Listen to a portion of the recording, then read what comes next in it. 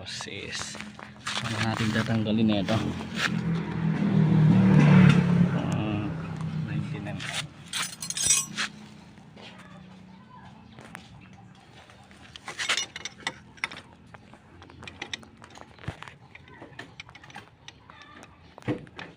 Clockwise. And kapag napatuloy nyo na po lahat yung langis nung sa ilalim, yung sa drain plug, ito naman po sunod nating tatanggalin. Walang po kayo ng 8mm na kakasya dito para hindi siya mabilog. 3 bolts lang siya, pero tandaan nyo po may mas malaking bolts dyan na ito ata. Okay, para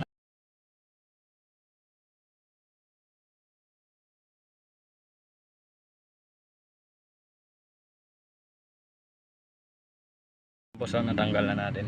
Kung makikita nyo dito is may 2 bolts na on, tapos may mas malaki. Yung mas malaking bolts, tandaan nyo dito siya palagi sa may bandang baba. Tapos tanggalin natin tong oil filter.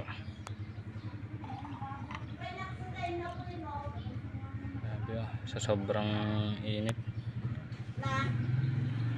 sunod natin tanggalin itong dipstick.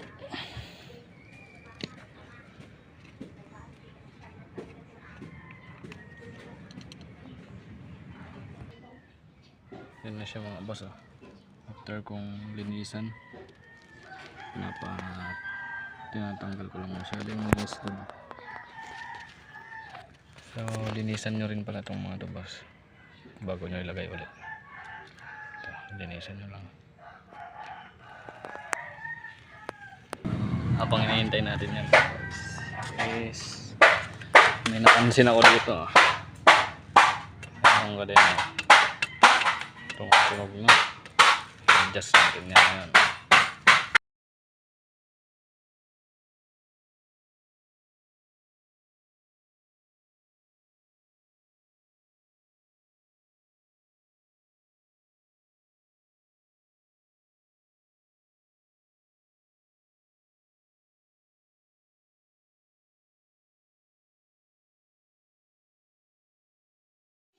So ayan, dito makikita nyo goods na.